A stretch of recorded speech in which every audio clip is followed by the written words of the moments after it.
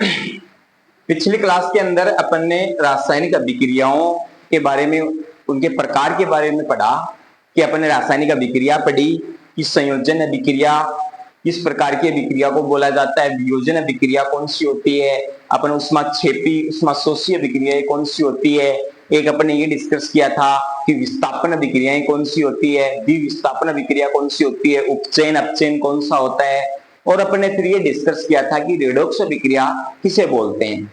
अब जो आगे की बात है कि अपने एक चैप्टर है, उस चैप्टर का एक छोटा सा पॉइंट और बचा है कि वो क्या है, उसको अपन बोलते हैं संचारण।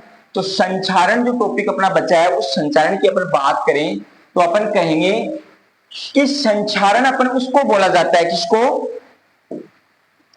जो संचारण अपन बोलते हैं वो संचारण बोलते हैं जंग लगने की प्रक्रिया। इसको बोला जाता है संचारण, जंग लगने की प्रक्रिया को संचारण बोला जाता है।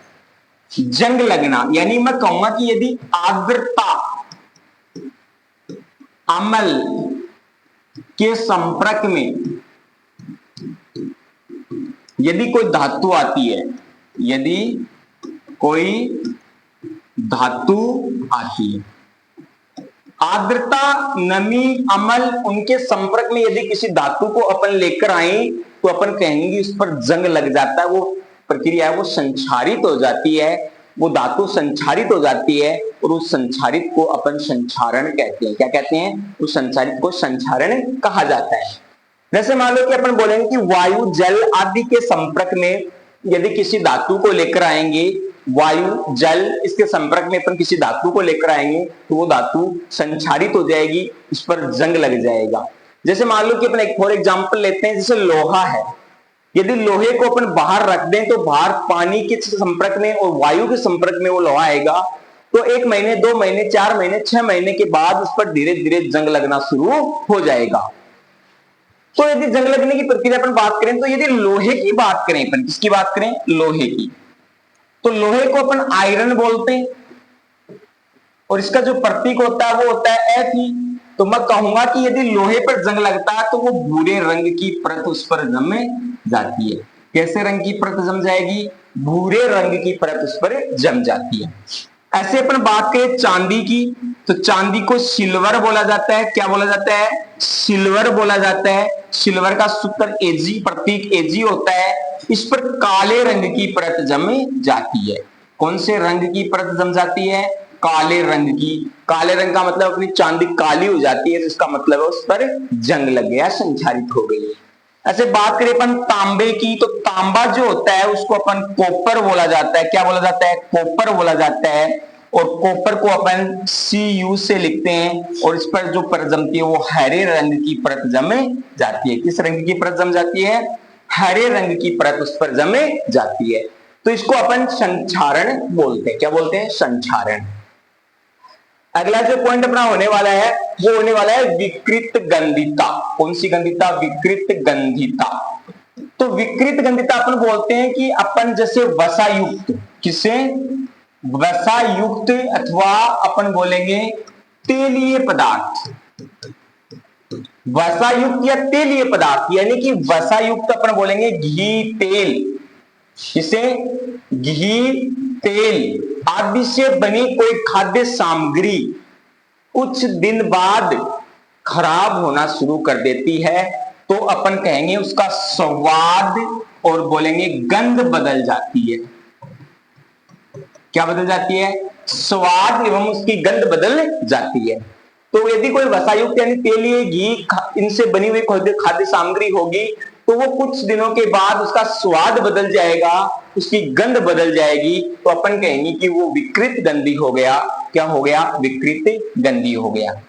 ये क्यों होता है ऐसा? तो अपन बोलेंगे कि जो अपनी कोई भी खाद्य सामग्री है वो खाद्य सामग्री किसके? ऑक्सीजन के संपर्क में आ जाती है। किसके संपर्क में आ जाती है? ऑक्सीजन के संपर्क में, यानी उससे ऑक्सीजन होती है, वो क्रिया कर लेती है, अभिक्रिया कर लेती है। कौन? ऑक्सीजन। ऑक्सीजन जब उससे अभिक्रिया करेगी तो ऑक्सीजन होती है तीव्र गति से अभिक्रिया करती है, उसका उपचयन कर देती है। क्या कर देती है? उपचयन कर देती है। तो वो कहते हैं उसका स्वाद और गंध बदल देती है। तो इस प्रक्रिया को अपन बोलते हैं विकृत गंधिता। तो अपन बोलेंगे कि यदि इसका उपाय क्या है, तो अपन उपाय की बात करें इसके उपाय की अपन बात करें तो उपाय जो होगा, इसको बचने का उपाय है वो बोलेंगे कि अपन उससे कोई प्रतिओक्षी कारक, क्या प्रतिओक्षी कारक उसमें मिला दिया जाता है। ऑक्सी कारक, एक तो क्या करेंगे उसमें कोई प्रतिओक्षी कारक मिला देंगे। प्रतिओक्षी कारक मतलब उससे बचने का कोई ऐसा कोई एंटी मिला देंगे उसका विपरीत। एक अपन बोलेंगे कि जो वायुरोधी बर्तन होते हैं, वायुरोधी बर्तनों में उस खाद्य सामग्री को रखा जाता है। अपन उस खाद्य सामग्री को कहां रखेंगे? वायुरोधी बर्तनों में, जहां पर वायु का संपर्क ना हो सके, ऑक्सीजन ना जा सके, ऐसे बर्तनों में अपन रख देंगे। तो यदि इसके एग्जाम्पल की बात करें, किसकी बात करें अपन? एग्जाम्पल की। तो जैसे मान लो तो चिप्स का एग्जाम्पल लेते हैं। चिप्स जो बनाई जाती है वो तेल से बनती है। तो चिप्स बनाई जाती है, उसके जब चिप्स की पैकेट को कंपनी बंद करती है, उसको पैकेट को बनाती है, उस समय उससे ऑक्सीजन तो निकाल देती है और कौन सी गैस भर देती है? यानी ऑक्सीजन गैस को हटाकर नाइट्रोजन गैस भर दिया जाता है। कौन सी गैस? Nitrogen gas. क्यों? क्योंकि ऑक्सीजन गैस है वो अधिक सक्रिय है। क्या है? अधिक सक्रिय। और ये अधिक सक्रिय होने के कारण ये तुरंत उससे अभिक्रिया कर लेती है और उसको विकृत गंधीय कर देती है। नाइट्रोजन गैस है वो क्या है? कम सक्रिय। क्या है? कम सक्रिय। तो ये अभिक्रिया तो करती है लेकिन ये लंबा समय लेती है। क्या लेती है? लंबा समय लेती है। तो अपन नाइट्रोजन गैस भर देते हैं उसकी जगह, ताकि उसके उपचयन को रोका जा सके, उसके उपचयन को रोका जा सके। ये होती है अपनी विकृत गंधिता, जिससे अपने विकृत गंधिता से बचने के उपाय। तो ये अपना चैप्टर है वो 2 या 3 क्लास के अंदर अपने कंप्लीट किया है, और जो भी इसके अंदर डाउट है वो आप आसानी से हमें पूछ सकते हो, कोई दिक्कत नहीं है। और जितने अपने 5 प्रकार की 6 प्रकार की अभिक्रियाएं पढ़ी हैं, 2 पॉइंट ये बचे थे वो अपने इस टॉपिक के अंदर कंप्लीट किए हैं।